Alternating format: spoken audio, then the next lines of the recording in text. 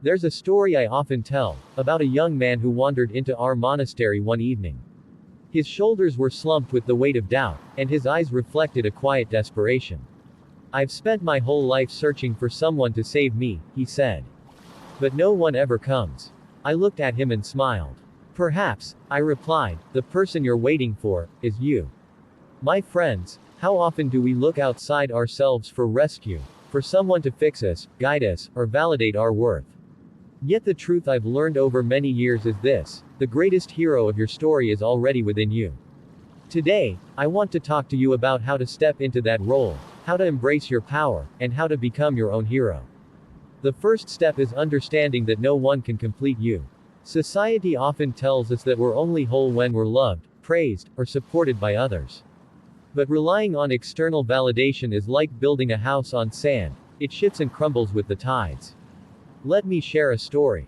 When I was a young monk, I sought constant approval from my teacher. I thought his praise would prove my worth. One day, after completing a challenging task, I eagerly awaited his acknowledgement. But instead of praising me, he said, "What do you think of your work?" His question puzzled me, but it forced me to reflect. Over time, I realized that true satisfaction doesn't come from others' words, it comes from knowing I've done my best. You are the only person who can give yourself the validation you seek. The second step to becoming your own hero is learning to face challenges with courage. Life will always present obstacles, some small, like this pebble, and some massive, like towering mountains. Heroes aren't those who avoid challenges, they're the ones who face them head on, even when they're afraid. I remember a time when I was tasked with leading a meditation retreat for the first time. I felt unprepared and terrified of failure. But my teacher said something that changed my perspective: courage doesn't mean the absence of fear. It means acting in spite of it. So, I showed up, shaky but determined. And in doing so, I discovered that fear loses its power when we step forward anyway. The same is true for you. Whatever you're facing, trust that you have the strength to endure and grow. The third step is practicing self-compassion. Many of us are our harshest critics. We berate ourselves for mistakes, compare ourselves to others, and carry guilt like a heavy backpack. But heroes don't thrive under constant criticism, they thrive on encouragement. Think of a hero in your favorite story. Did they succeed because they're perfect? Or because they persevere despite their flaws? You are no different. Speak to yourself with kindness. Forgive your missteps. Celebrate your progress, no matter how small. I once made a mistake during a sacred ceremony as a young monk. I was so embarrassed that I avoided everyone for days.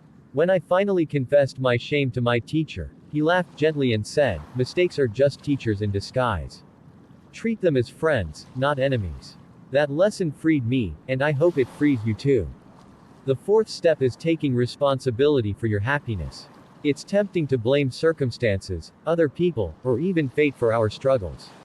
But when you do that, you give away your power. Heroes take ownership of their lives. Happiness isn't something you find, it's something you create. Begin by asking yourself, what brings me joy? What aligns with my values? Then, take small, consistent steps toward those answers. A woman once visited me, deeply unhappy with her career. She felt trapped but feared change. I asked her, if you could design your ideal life, what would it look like? Her eyes lit up as she described her dream of teaching art to children. Encouraged by that vision, she eventually left her job and began a new path. Today, she's thriving, not because her circumstances changed, but because she chose to change them. Finally, remember that being your own hero doesn't mean doing everything alone.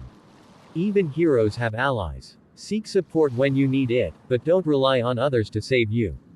Instead, let them walk beside you as you save yourself. Becoming your own hero is a journey, not a destination. It's about showing up for yourself every day. It's about believing in your worth, facing your fears, and creating a life that reflects your true self. You have everything you need within you: courage, resilience, and love. Trust in that. And the next time you feel lost or unsure, remember this: you are the hero you've been waiting for. Thank you for sharing this moment with me. May your journey be filled with strength, clarity, and boundless joy.